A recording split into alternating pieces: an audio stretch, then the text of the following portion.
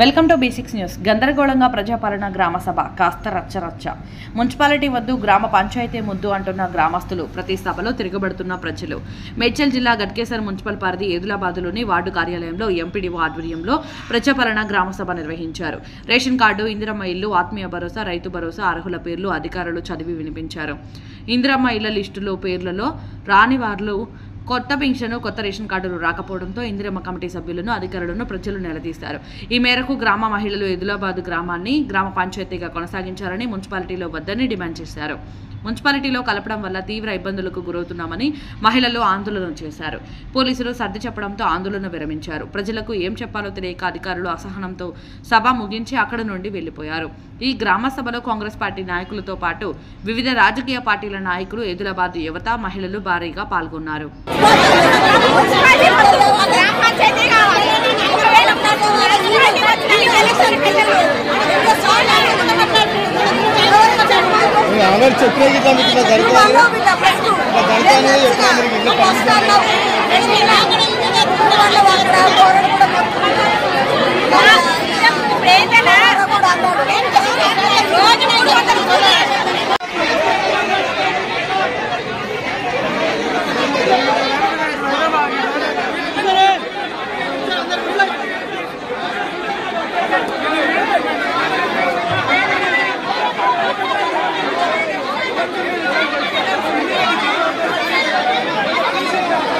ఎందుకు పెట్టినారు అంటే, ఇందులో ముఖ్యంగా 40 ఏండ్లు చిన్న వయసులోనే వితంతు అయిన మహిళ, ఒంటరి మహిళ, తర్వాత వికలాంగులు, తర్వాత ఎలాంటి భూమి ఇది లేకుండా NREGS కింద వ్యవసాయ కూలీ చేసుకునే వాళ్ళు, ఆ పనులు చేసుకునే వాళ్ళకి ముందు ఎలిజిబిలిటీ ఇచ్చినారు.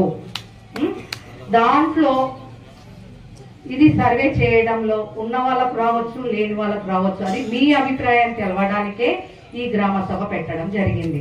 ఈ 472 మందిది ఇందులో నిజమైన అర్హులు ఉన్నారు అంటే తీసుకుని మీ ఎలిజిబిలిటీ మీరు చెప్పిన దాని ప్రకారం మేము చేస్తాం. ఇందులో అనర్హులు ఉన్నారు అని చెప్పండి, దాన్ని మళ్ళీ ఇంకొకసారి రీసర్వే చేసుకొని చేస్తాము. ఇది కాకుండా ఇంకా మీకు మేము ఎలిజిబిలిటీ ఉన్నామనండి, ఇంకొకసారి మీరు మాకు ఒక దరఖాస్తు ఇవ్వండి. ఇప్పుడు సాయంత్రం 5 గంటల వరకు ఇక్కడే ఏదులాబాద్ లో కౌంటర్ పెట్టి తీసుకుంటాను. ఇక్కడ వీలైనంత వాళ్ళతో ఇవ్వండి. ఇక్కడ ఈ రోజు ఇవ్వలేకపోయిన వాళ్ళు 2-3 రోజులైనా కానీ మండల ఆఫీస్ లో ప్రజావాణి ఒక కౌంటర్ పెట్టినాను, మొన్ననే వచ్చి మీరు ఇవ్వండి, నేను తీసుకుంటాను. ఆ వచ్చిన దరఖాస్తులు ఏ రోజుకు ఆ రోజు ఈ పలానా గ్రామం నుంచి ఇన్ని దరఖాస్తులు ఇళ్ల కోసము, తర్వాత రేషన్ కార్డు కోసం వచ్చింది అనేది నేను జిల్లా కలెక్టర్ గారికి, గవర్నమెంట్ దృష్టికి నేను తీసుకెళ్తాను.